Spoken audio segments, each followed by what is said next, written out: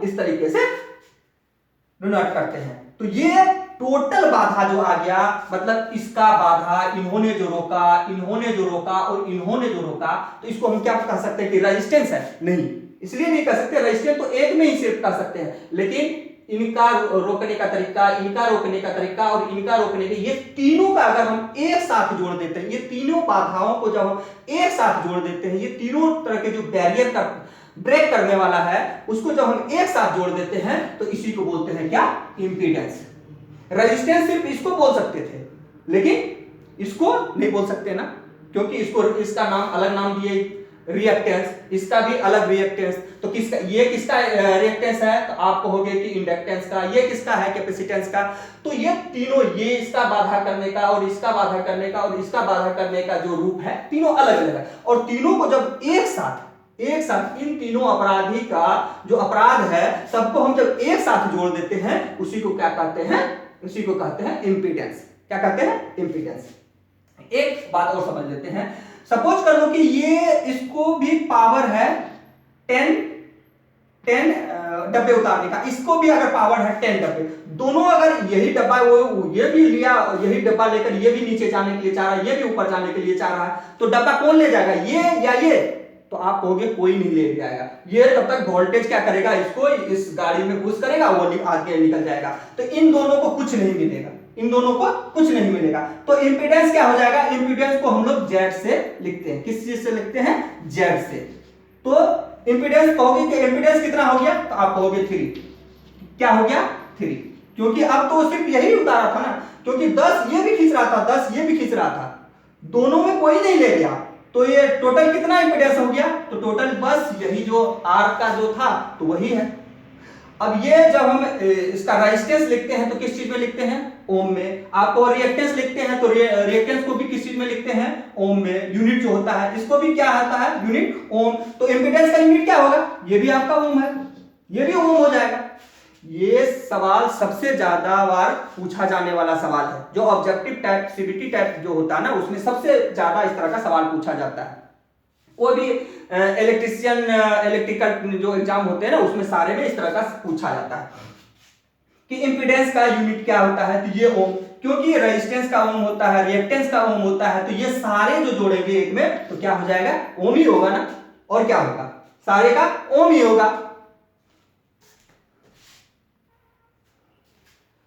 तो आइए हम लोग निकालते हैं। तो इसका वोल्टेज क्या हो जाएगा?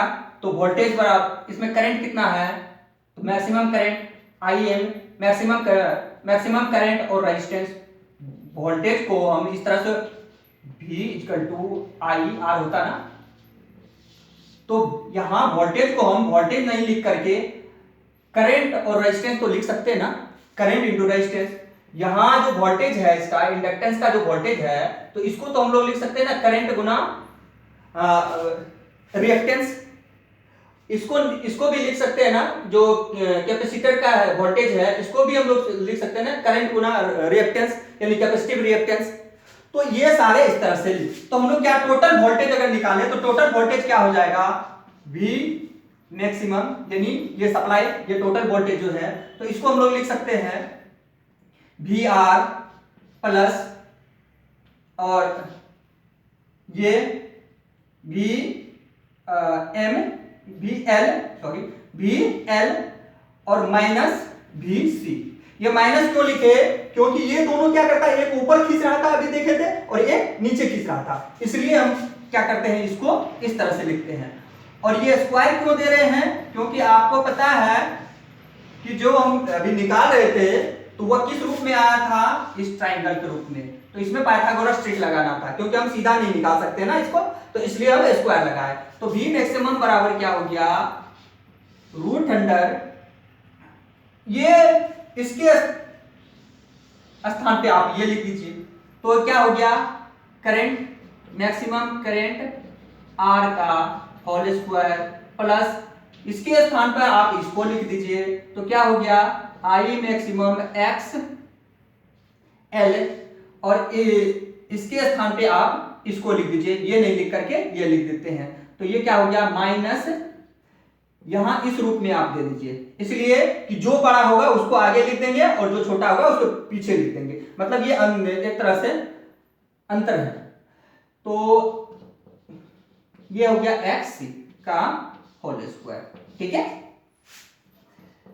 V मैक्सिमम, इसमें सब में करंट है, एक काम करते हैं इसमें करंट को बाहर निकाल लेते हैं और सारे स्क्वायर करंट होगा तो स्क्वायर से ये रूट से बाहर निकाल लेते हैं तो करंट क्या हो जाएगा आपका मैक्सिमम करंट हो गया। और यहाँ आप रूट में क्या सब आ गया आपका, तो आपको हो गया आ गया आर स्क्वायर प्लस पीछे क्या बच गया एक्स एल और बच गया एक्स सी का होल स्क्वायर, तो ये बच गया। अब ये इधर है, इसको इधर से इधर लाएं तो ये क्या आ जाएगा B M B I maximum current maximum R square plus X L और आ गया एक्स सी का होल स्क्वायर। आर यहां लिख दें, आर बराबर क्या लिखते हैं वी बाय आई लिखते हैं ना, आर बराबर आर क्या है ये बाधा उत्पन्न करने वाले आर है, यहां भी टोटल क्या आ गया बाधा उत्पन्न कर रहा है यानी वी बाय आई, तो वी बाय आई को एक आर नहीं लिख सकते, आर तो एक कंडक्टर का मान हम लोग कंडक्टर का जो रेजिस्टेंस होता है उसको आर से लिखते हैं, लेकिन ये टोटल का आ रहा है तो टोटल को हम लोग किससे लिखेंगे जेड से, तो जेड बराबर यानी इंपीडेंस बराबर हो गया आपका root under R square plus X C sorry X L और एक्स सी। ये तो यहां तक आज हम लोग समझे, कल की जो क्लास होगा इससे हम लोग आगे समझेंगे। Thank you. कैसा लगा आप लोगों को यह क्लास, अगर अच्छा लगा हो तो आप कमेंट करके हमें जरूर बताएंगे। Thank you.